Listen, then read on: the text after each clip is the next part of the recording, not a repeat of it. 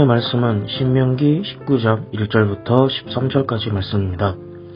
내 하나님 여호와께서 이 여러 민족을 멸절하시고 내 하나님 여호와께서 그 땅을 내게 주심으로 내가 그것을 받고 그들의 성읍과 가옥에 거주할 때에 내 하나님 여호와께서 내게 기업으로 주신 땅 가운데에서 새 성읍을 너를 위하여 구별하고 내 하나님 여호와께서 내게 기업으로 주시는 땅 전체를 세 구역으로 나누어 길을 닫고 모든 살인자를 그 성읍으로 도피하게 하라. 살인자가 그리로 도피하여 살만한 경우는 이러하니 곧 누구든지 본래 원한이 없이 부지 중에 그의 이웃을 죽이니 가령 사람이 그 이웃과 함께 볼목하러 삼림에 들어가서 손에 도끼를 들고 볼목하려고 찍을 때에 도끼가 자루에서 빠져 그의 이웃을 맞춰 그를 죽게 함과 같은 것이라. 이런 사람은 그 성읍 중 하나로 도피하여 생명을 보존할 것이니라. 그 사람이 그에게 본래 원한이 없으니 죽이기에 합당하지 아니하나 두렵건대 그 피를 보복하는 자의 마음이 복수심에 불타서 살인자를 뒤쫓는데 그 가는 길이 멀면 그를 따라 잡아 죽일까 하노라. 그러므로 내가 내게 명령하기를 새 성읍을 너를 위하여 구별하라 하노라. 내 하나님 여호와께서 내 조상들에게 맹세하신 대로 내 지경을 넓혀 내 조상들에게 주리라 하고 말씀하신 땅을 다 내게 주실 때 또 너희가 오늘 내게 너희에게 명하는 이 모든 명령을 지켜 행하여 내 하나님 여호와를 사랑하고 항상 그의 길로 행할 때에는 이 셋 외에 새 성읍을 더하여 내 하나님 여호와께서 내게 기업으로 주시는 땅에서 무시한 피를 흘리지 말라. 이같이 하면 그의 피가 내게로 돌아가지 아니하리라. 그러나 만일 어떤 사람이 그의 이웃을 미워하여 엎드려 그를 기다리다가 일어나 상처를 입혀 죽게 하고 이 한 성읍으로 도피하면 그 본 성읍 장로들이 사람을 보내어 그를 거기서 잡아다가 보복자의 손에 넘겨 죽이게 할 것이라. 내 눈이 그를 긍휼히 여기지 말고 부지한 피를 흘린 죄를 이스라엘에서 제하라. 그리하면 내게 복이 있으리라. 아멘.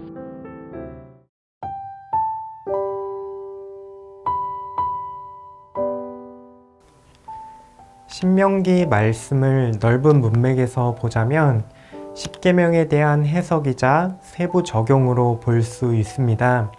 신명기 19장 말씀은 살인하지 말라는 6계명의 원리와 적용을 보여줍니다.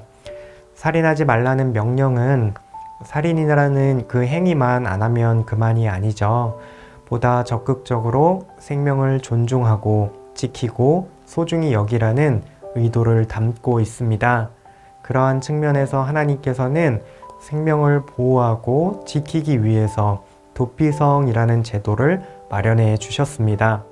오늘 말씀을 통해서 도피성 제도가 무엇이고 이 제도를 통해 하나님이 의도하신 바가 무엇일지 함께 묵상해 보시겠습니다. 살면서 사고는 언제 찾아올까요? 예기치 못한 순간에 대비하지 못한 상태로 찾아옵니다. 나는 평소에 조심하기 때문에 절대로 사고 나지 않을 거야. 이렇게 자신할 수 있는 사람은 아무도 없습니다.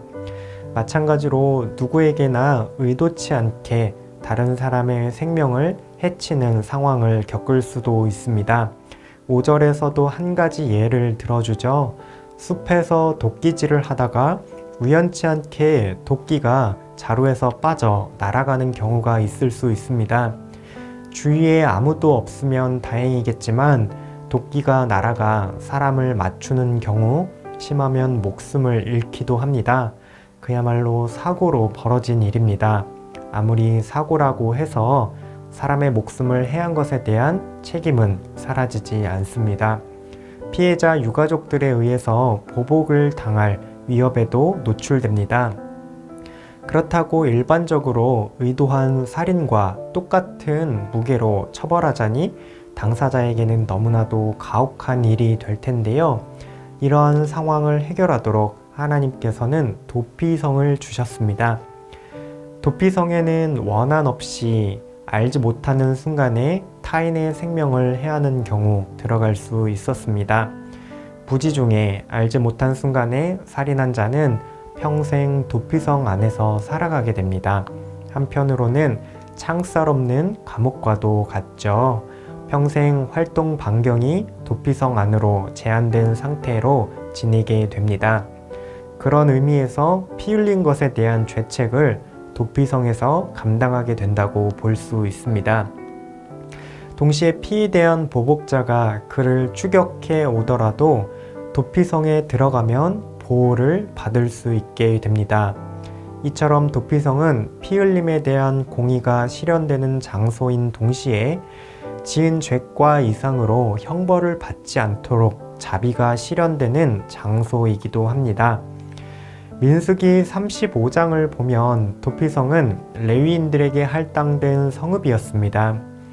예루살렘에서 살아가는 레위인들은 성전에서 제사를 섬기는 일을 행했는데요.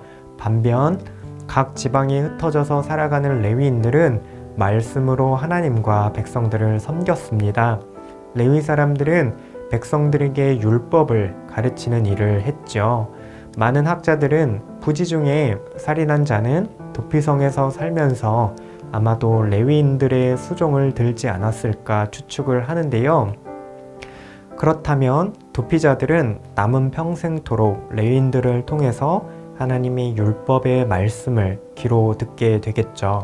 하나님의 말씀을 통해서 자신에게 어떻게 하나님의 공의가 실현되고 어떠한 자비가 자신에게 임하게 되었을지 알게 되었을 것입니다. 자신의 힘과 능력으로는 자신의 죄과를 감당할 수 없다는 하나님의 그 공의를 깨달음과 동시에 하나님의 자비는 우리에게 새 생명, 새로운 삶을 준다는 사실, 이 도피성 안에서 깨닫고 경험하게 됩니다. 일평생 공의와 자비가 공존하는 은혜를 경험하게 됩니다. 오늘날 우리에게도 도피성이 존재할까요? 우리가 범죄하였을 때, 특히 영혼이 범죄하였을 때 어디로 피할 수 있을까요? 우리 힘으로는 우리가 범한 죄책을 감당할 수 없기에 피할 곳이 필요합니다. 가장 안전한 피난처, 예수 그리스도께로 향할 수 있습니다. 우리는 감당할 수 없는 죄값을 예수 그리스도께서 감당하신 그 십자가, 그 자리에서 공의와 자비를 동시에 경험하게 됩니다. 죄책을 무시하고 예수님께로 피하기만 하면 그만이라고 생각할 수 없습니다. 우리의 죄책은 예수님께서 대신 십자가에서 감당하셨기에 십자가는 공의로운 자리가 됩니다. 동시에 범죄한 우리를 기꺼이 받아주시기에 한없는 자비가 흐르기도 합니다. 이처럼 도피성은 공의와 자비가 함께 흐르는 하나님의 나라, 예수 그리스도의 은혜를 미리 보여주고 있습니다. 도피성은 알지 못하는 중에 살인한 자들에게 범죄한 것 이상으로 처벌을 받지 않도록 보호하는 장치 중에 하나였습니다. 하나님께서는 한 사람의 생명을 너무 쉽고 가볍게 정하지 않도록 보호하고 계시지요. 생명을 해한 것에 대한 죄과는 도피성 안에서 치르되 죄과 이상의 보복은 당하지 않도록 하십니다. 공의가 시행되면서도 자비가 흐르는 하나님 나라의 모습이 엿보입니다. 우리는 도피성 정신을 어떻게 실현할 수 있을까요? 우리 형제와 이웃의 잘못, 실수는 분명하게 직면해야 하지만 다시 일어설 수 있도록 언제금 다시 한번 새로운 삶을 살아갈 수 있도록 힘과 용기를 줄 수 있어야 합니다.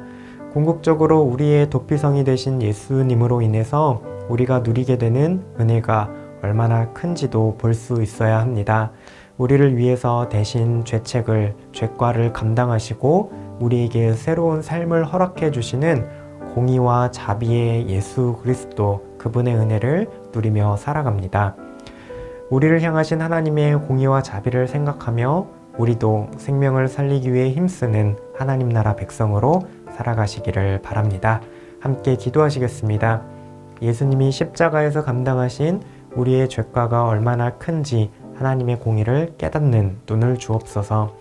새로운 삶을 살아가도록 하나님이 베푸신 자비가 얼마나 큰지 깨닫는 은혜를 주시옵소서. 우리에게 새로운 삶을 허락하신 하나님의 자비에 감사하며 오늘도 은혜 안에서 살아가시기를 바랍니다.